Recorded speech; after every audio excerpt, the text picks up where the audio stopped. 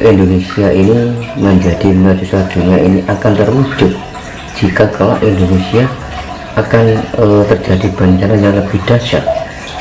Soalnya kalau kita logika mas, negara itu kalau sudah terjadi bencana terus pasti kan kehancuran. Nah, apakah semboyan bahkan amanah dari Bung Karno itu akan terwujud?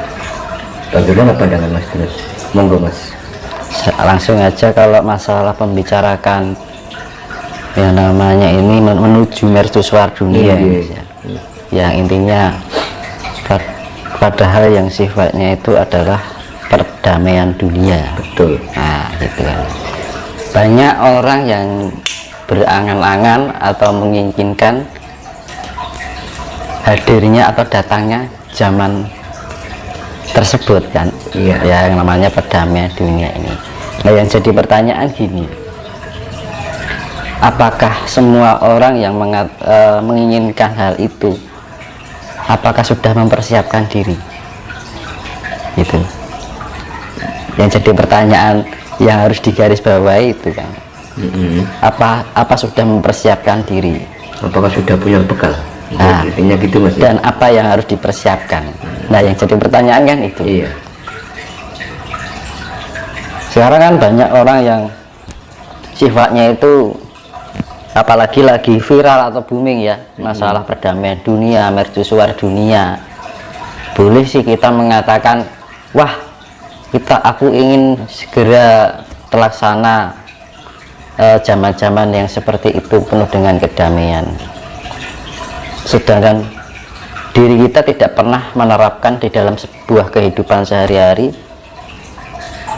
bahwa dasar utama untuk mencapai perdamaian dunia itu juga diimbangi dengan umat atau rakyatnya itu juga mempunyai jiwa yang penuh kedamaian dan itu. Ya, sedangkan kedamaian sendiri kan, hakikat dari kedamaian itu kan modalnya kan kasih sayang, ya kan? Iya. Sedangkan dunia banyak orang masih terikat oleh sifat-sifat yang apa ya namanya, yang berbau keduniawian, kemelekatan, ya kan? Dalam arti keduniawian itu sifatnya itu masih terbelenggu. Hal-hal yang sifatnya keduniawian, angan-angan, ya kan, keinginan, harapan, tapi tidak menerapkan dirinya pada sebuah pertanggungjawaban hidup, ya kan? Lah, karena gini, boleh sih kita berangan-angan ya, tapi ya itu tadi yang harus kita lakukan adalah pertanggungjawaban itu tadi ya, sebagai persiapan diri kita untuk menuju suatu zaman yang penuh dengan keadilan, kedamaian gitu. Dasar utamanya itu. Sedangkan dari zaman sekarang ini masih banyak kecongkakan, masih banyak angkara murka, ya kan? Jadi semua itu harus kita terapkan di dalam kehidupan dalam diri kita sendiri. Jadi tidak hanya sebatas wacana, tidak hanya sebatas angan-angan, tidak hanya sebatas omongan kan gitu kan. Banyak kita akan menjadi mercusuar dunia ini. Tapi ketika diterpa masalah kehidupan masih terbawa belenggu emosional. Betul. Ya kan. Kena masalah ini itu goncang, kondisinya tidak tenang, ya kan, masih penuh dengan kekhawatiran hidup. Nah itu yang harus kita waspadai kan, jebakan-jebakan seperti itu. Jadi kita jangan terbelenggu oleh suatu harapan tanpa kasunyatan, tanpa kenyataannya itu nggak ada gitu loh. Sama aja kan kosong, ngomong kosong mas ya. Kadang saya berpikir begini mas Yunus, memang itu kan sudah menjadi cita-cita bangsa kita kan, akan menjadi garis dunia. Kadang saya berpikir, apakah mampu, ya kan? Sedangkan masyarakat saja, orang-orangnya saja, bahkan orang Nusantara sendiri banyak yang bilang jati diri, ya. Satu contoh, kadang orang Jawa sendiri, ya, nggak mau mengakui Jawanya, masih terbelenggu dengan ajaran asing. Padahal itu kan merupakan salah satu syarat agar tujuan itu tercapai, terwujud. Nah itu bagaimana Mas, cara menyikapi hal seperti itu Mas? Ya karena bangsa kita ini sudah terlalu lama terbodohi. Sebenarnya negara ini pintar, cerdas, leluhurnya kita dulu. Iya, iya. Ya semenjak Majapahit ke sini itu pembodohan itu sangat luar biasa. Dengan cara diiming-imingi surga, diberi ancaman neraka. Nah, yang seharusnya itu orang bisa berpikir secara luas, tapi sekarang yang terjadi apa? Ketakutan. Tidak hanya itu aja. Jadi orang sekarang itu pengetahuannya hanya maksimal pada sebuah ayat. Itu ya kan? Kalau misalkan ini kasus nyata ya, bukan aku menjelekkan sebuah ajaran ya.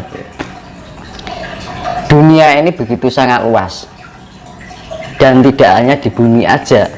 Bumi ini adalah mikro dari alam semesta, dan kita mikro dari bumi ini. Bayangkan kalau kita membuat sebuah pengetahuan tentang kesemestaan, kalau kita berkaitan dengan nama atas nama Tuhan atau Allah, ini menyangkut semesta, universal, ya kan? Tapi pola pikir kita hanya dibatasi masalah keduniawian, ya kan? Bahwa dunia ini masih dalam ranah sifatnya itu apa ya? 3 dimensi, dimensi ketiga dalam arti. Jadi masih penuh dengan ilusi. Sekarang gini, semesta hanya dibikin wacana sebuah pengetahuan yang diterapkan dalam tulisan dalam bentuk kitab. Kayaknya kan kok kecil sekali gitu loh. Nah, makanya orang Jawa itu nggak pernah membuat kitab. Kitabnya kita tanpa tulis. Karena ditulis orangnya ada, buku itu tidak cukup untuk menulis pengetahuan jagat semesta ini. Karena selama ini orang itu terbelenggu kebodohan itu, hanya berpikir bahwa kehidupan ini ada di lingkup bumi saja. Padahal kehidupan di bumi ini penuh dengan ilusi. Ya, kita berangan-angan itu ilusi. Jadi pikiran dan rasa kita itu terbelenggu oleh ilusi, angan-angan, harapan, keinginan, kesedihan, ya, kebahagiaan, itu semuanya adalah ilusi. Akhirnya timbul halusinasi, Mas. Nah, makanya gini, dengan keadaan dunia yang penuh dengan kefanaan yang sifatnya fata morgana ini, penuh dengan ilusi, perasaan, pikiran, ya kan, terbelenggu oleh suasana-suasana keadaan, lingkungan, ya kan, rasa bahagia, rasa senang, ya kan, angan-angan, harapan, keinginan, cita-cita dan sebagainya, mimpi, itu adalah semua ilusi. Nah, agar kita tidak terjebak oleh ilusi-ilusi tadi, itu kita harus meningkatkan tingkat kesadaran diri. Nah, fungsinya meditasi di situ sebenarnya.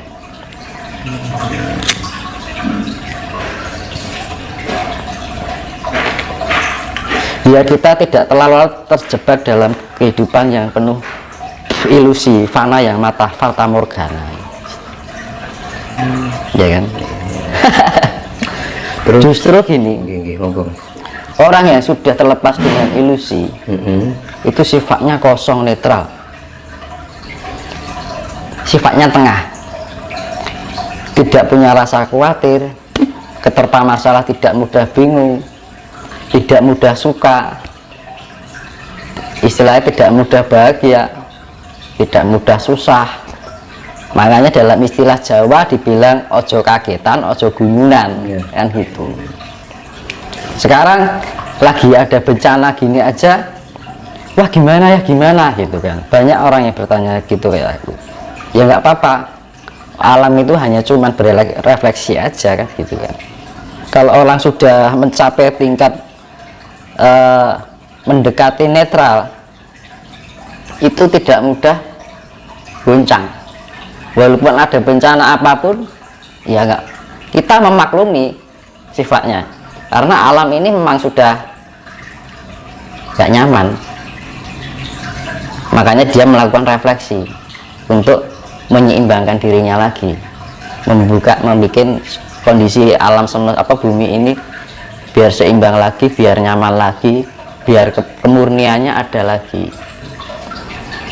Sekarang baru ada ini heboh, ya, ada kejadian itu heboh, ya kan. Nah akhirnya apa, pikiran kita terombang-ambing, masih berpikir ini gimana, nanti gimana, ya. Akhirnya pikirannya tidak rasional, ya kan. Orang kalau sudah bingung, khawatir, itu cenderung orangnya tidak berpikir secara rasional. Kalau sudah tidak berpikir secara rasional, akhirnya kesadarannya lemah, nah gitu.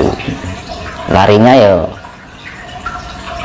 itu tadi, akhirnya apa, menyalahkan keadaan, Emosi.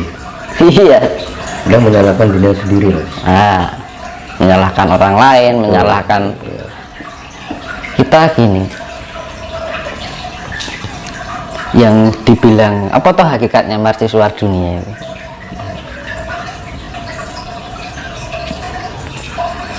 Dibilang mercusuar kan sebagai pusat ini, pusat pancer lah dibilang. Nah banyak yang namanya, mungkin orang spiritual kan, yang biasanya sing ngerembug mercusuar dunia kan rata-rata spiritualitas yang itu banyak yang membanggakan bahwa Nusantara akan menjadi mercusuar dunia, ya kan, bahwa Nusantara akan menjadi pusat peradaban. Ya memang, tapi jangan sombong gitu loh, bahwa semua itu adalah ketika Nusantara ini ibaratnya itu dijadikan pusat dari dunia ini hanya sebuah titipan saja. Kebetulan kita berada di Nusantara. Bila pun negara lain itu ada keburukan, tidak semua yang hidup di sana juga orangnya tidak baik, masih ada orang baik, ya kan? Cuman mayoritasnya lebih sifatnya menguasai, ya kan?